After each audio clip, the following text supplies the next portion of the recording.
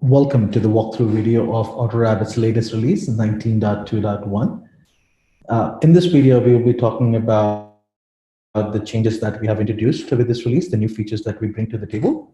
So to begin with, I'm going to start with my favorite feature in this release, the commit metadata deletions. So this is the ever favorite easy commit screen, which is used by Salesforce admins and developers today to move their Salesforce components, metadata members, Apex classes, and other Salesforce components to their version control system. So we have added a couple of changes in the screen. One of the feedbacks that we have received from the community is the ability to allow a package manifest to be uploaded so that it can be retrieved directly from Salesforce.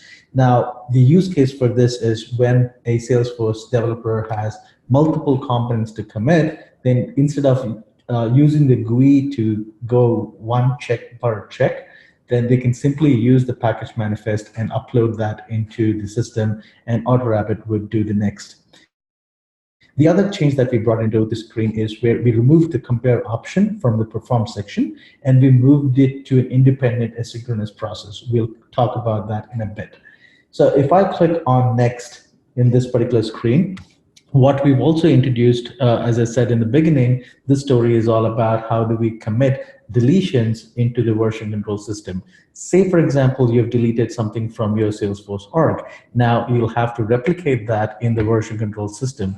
This is hard because the version control system and the Salesforce org have to be in synergy in order for something like this to be possible. Now, we did have a feature called as the delete VC metadata, but it was not giving the holistic synergy for this functionality to have added, modified, and deleted components to be able to be moved to the version control system. So what we have done here is we have given 3 tab selections, one for the metadata components, the deletions, the selections. Now, if I go into the deleted metadata section, and if I try to look up an Apex class, so what AutoRABIT would do here is it will find out if a particular Apex class is in the version control system, but not in the Salesforce org. So what this tells me is that these particular Apex classes are there in the version control, but not in Salesforce. So let me go ahead and choose one of them here. And under the all metadata section, I'll also choose in another Apex class, and I want to add this. So the use case here is I have made some changes to the A12 class, and I have deleted the A0001 class. Now, if I look at the selected section, this will tell me what is the metadata number, what is the metadata type, who was it modified by, the modified date, and what was the action on it. A indicates added, M indicates modified, and D indicates deleted. So once I click on next, this is where the compare comes into picture. As you can see, at any point of time, users would be able to invoke the compare changes and see what are how the selected metadata member is different from source to destination. So this will take just a second for the comparison to pass through. And by default, diff will not be generated for deleted components. So for the added component, you'd see that there is no difference. This metadata member already exists in the version control system. And I can move forward and commit this version component to the version control, but my branch would tell me that this component already exists and there would not be any kind of modification. So that was a wrong example to select, but I hope that gives you the idea of what are the changes that we have done. Now, a little bit more on the commit metadata deletions. Not only that, you would be able to move your Salesforce deletions to version control, replicate them in version control branches. But while deploying from a branch, deletions will be auto-rolled as destructive changes with a deployment request. Users will have an option to choose between pre-destructive changes or post-destructive changes, as well as the option to selectively choose which metadata deletion they would like to execute on a target environment. This applies across all deployment platforms of AutoRABIT.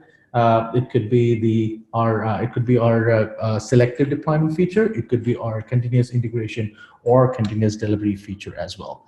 Now, the cherry on the icing here is not that when you delete a metadata member from the version control system, the profiles and permission set would obviously contain the references to these metadata members. How do you remove those access settings? It's a tough job. So what we have done is whenever you remove something from your version control system using the tool, we would automatically scan all the profiles and permissions set in your branch and automatically remove those references from the profile. That's the best part. We help you keep your version control branch, the repository, as clean as possible to allow, making sure that junk code is kind of removed. So that was my favorite feature in this release. There are other exciting features that I'll also like to show you. So the next feature that we will talk about is how we want to introduce a two-level approval process whenever you're merging your code from one branch to another branch. So I'm moving from our commit functionality to our merge functionality. So we've introduced a couple of options under the settings section. So if you go into the admin my account, you would see that we've introduced a whole new section called as merge settings or enable criteria based review process. So here you would be able to set a criteria that a developer's merge request should pass before it is sent for approval. So you can enable file comparison reports, you can enable Apex PMD to be run, and that Apex PMD can be declared, and this is another change that we have done in this release, where you can globally now declare a static code analysis gateway, saying that a developer needs to have less than 10 P1 violations or less than 5 P2 violations, and so on and so forth. Coming back to the merge functionality, so you can also say that mark that it should pass a mock deployment and the code coverage should be greater than an X percentage. You can disable self-merge. What I mean by that is if a developer kind of raises a merge request, you can add a setting into that merge request such that he does not approve it. And the icing here, once again, on the cake here is we're introducing two levels of approval. So you can have a chain of approval process for the merge request or the pull request that you create from AutoRABIT. And any kind of violations that happen to the merge settings done by the AutoRABIT administrator or anybody with some extra permissions, all of those could be sent to a particular email address, which would kind of dictate how the process in terms of how a developer or a team leader is using the criteria-based approval process.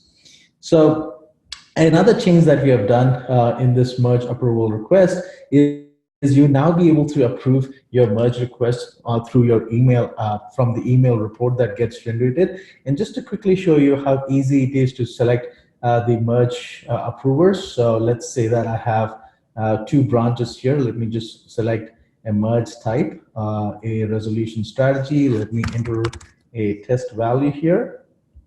And I can simply choose the approval by entering their email address.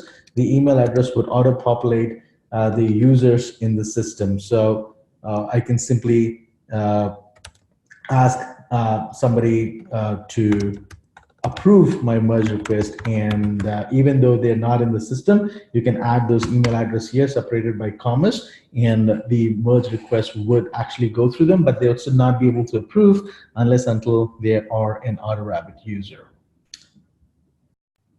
The next feature that we will talk about is how you would be able to now see a whole new level of dimensions for your Apex class test runs.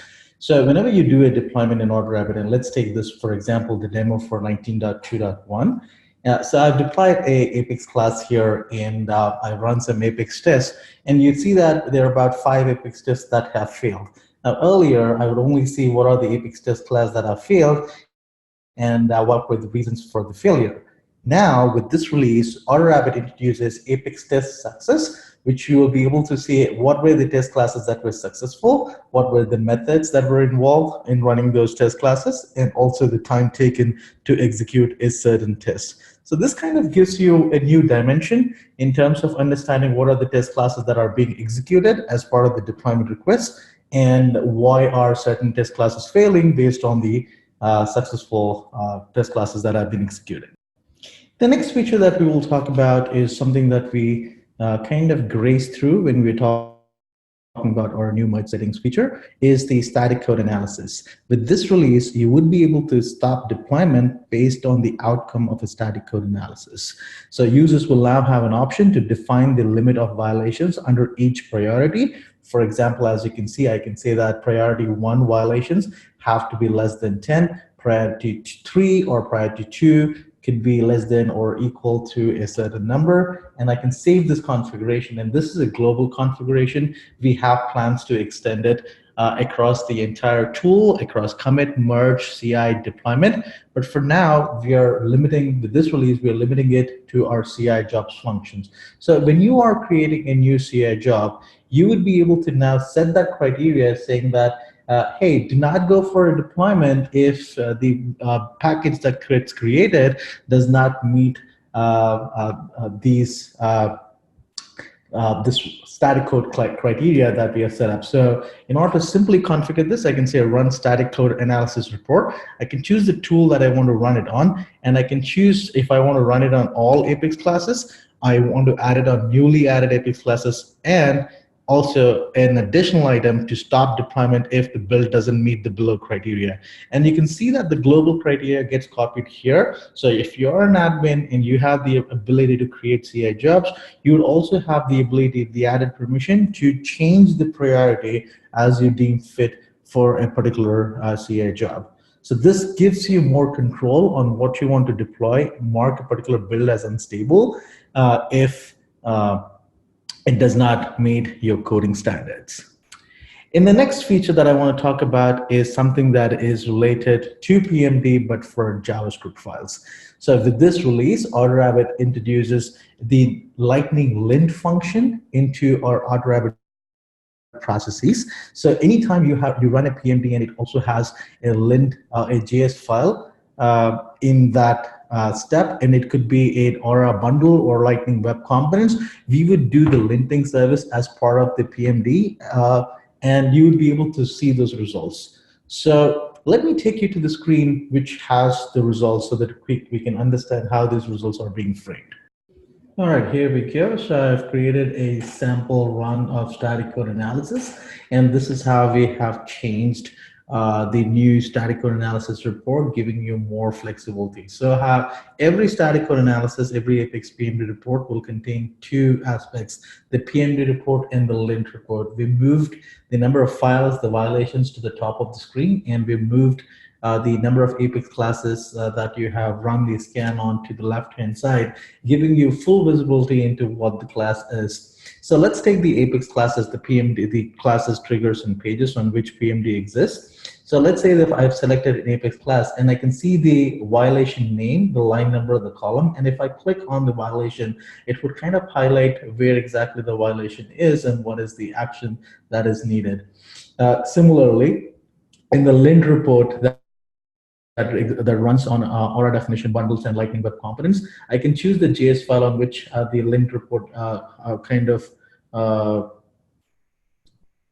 executed. And similar to the Apex PMD, I can click on a particular line number. The line number gets displayed on the top, and the screen would automatically navigate into that particular line, showing you what exactly the violation is. So this kind of sets the precedence into the next phase of development for developers to run static code analysis, static application security testing to understand what is the code, how does their code smell.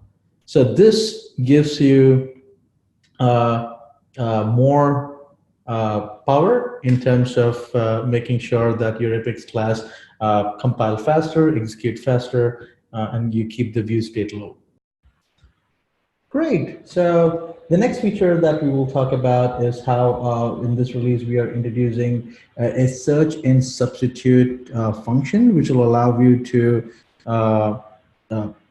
search and replace certain XML elements in Salesforce metadata, such as custom objects, including all dependencies, assignment rules, custom labels, custom metadata, queues, sharing criteria, and sharing owner role. For example, you can easily search for users in the queue members and have a substitution rule added to it. And the way to configure it is to simply move into the admin section, and under the admin section, you would see something that says search and substitute. Under this, you'll simply have to add a new rule. Now, let's add a test rule here, and let's call it demo for 19.2.1, and let's say that I am adding this on my custom object. Now, if I add it on my custom object, let's say that I want to kind of change the description, a particular description whenever I run a post deployment step. So I can simply type in description, and AutoRABIT would suggest what are the different description fields available in the XML element. So I can choose fields.description, enter a particular value, say for example, 1 plus 1 equals to 2. If this is the search criteria that I have, then I can replace it with, yeah, that's true. And I can save this particular value. So whenever I run my commit or whenever I run my deployments, I would now have an option in order to kind of call this substitution rule. So let's see this in deployment. So if I go into my new deployment and ask AutoRABIT to create a label, demo for 19.2.1, choose my source org, my destination org. And let me select some metadata here. Okay, it's understood.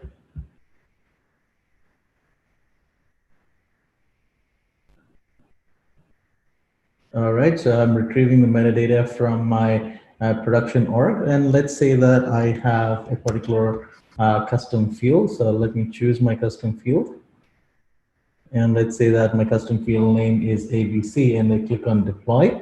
So what happens is when I am deploying this custom field, my rule that I've configured would be available under the search and substitute rules section. And if I apply this, I simply have to click on the right arrow key to apply that particular rule. And when I click OK and deploy, what happens is AutoRABIT would execute this rule on the fly. And if the object file that I'm sending contains the description and matches the search criteria that I have entered, then it would replace it with my replacement criteria. This is a simple way in order to replace hard-coupled entities in Salesforce XML files like email addresses, usernames, and so on and so forth. We kind of extended the function because we can to multiple metadata types, but this is simpler than writing a regex function and using that regex function and coding down the regex function while you're while you're trying to understand how it needs to work. It's simply impossible for administrators, and we make it easy. The next big change that we have brought in this release for data loaders is the support for date literals. What are date literals? Date literals are your favorite tags that you write for your SOQL queries when you have a date parameter in there. So if I go into my applied filters and sorry about that. So let me choose another Salesforce org here real quick.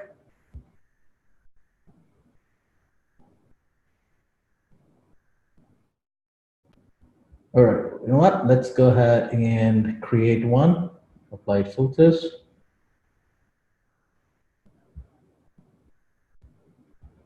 Let's select my source org here. Let's select my destination and log into fetch objects real quick. And let's say that I'm migrating my account objects, records, and let me name this process as demo for 19.2.1. I'm just going to go with the defaults. All right, I'm saving the job here real quick. And now let's see that if I have to apply some sort of a date literal filter on my data deployments or my data loading jobs, let me just open the filter criteria here real quick. All right, there we go. All right, so let me select, let's say that I want to select created date. Now, I select create a date, and I have two options. I can enter the date value as is, or I can enter the date literal. And the date literals are populated.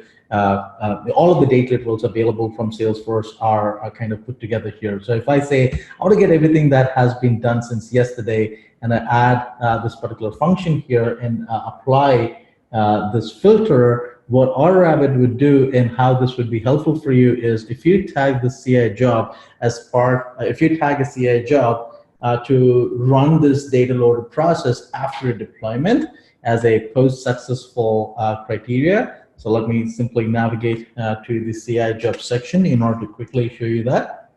So what happens is if each time there is a deployment, you can attach a data deployment also as part of it, where you're saying that everything that has changed since yesterday needs to go into that particular sandbox. So this will gives you more flexibility in terms of how you want to manage your deployment jobs or sandbox seeding jobs. So let me just simply open up a deployment section, and on successful deployment, run a data loader process or group, and I can select simply the process that I want to run, and I can choose the demo for 19.2.1. So what this will allow me to do is after the deployment is done to my production org, I want to move everything based on my configuration of my data loader process, where every record in the account since yesterday gets moved to the sandbox. It's a great feature if you ask me. The last and final feature that I'm going to talk about is for VLocity. I'm very happy to announce that for VLocity, we've been pushing the bug in order to get a 360 picture, a 360 DevOps picture for our VLocity deployments. And with this release, we are happy to announce the support for our change management system. So you would be able to create commit labels and release labels on top of VLocity components. You have a label type here that allows you to filter down between VLocity labels and Salesforce labels. And the same is applicable in both commit and release labels. So with this, you would be able to merge, you would be able to deploy using commit labels and release labels of AutoRABIT for VLocity, giving you granular control, giving you the option to cherry pick VLocity revision numbers. So with that, I conclude this walkthrough. I hope this was helpful. For any questions, please reach out to csg@autorabit.com. It was a pleasure doing this walkthrough for you guys. Thank you very much.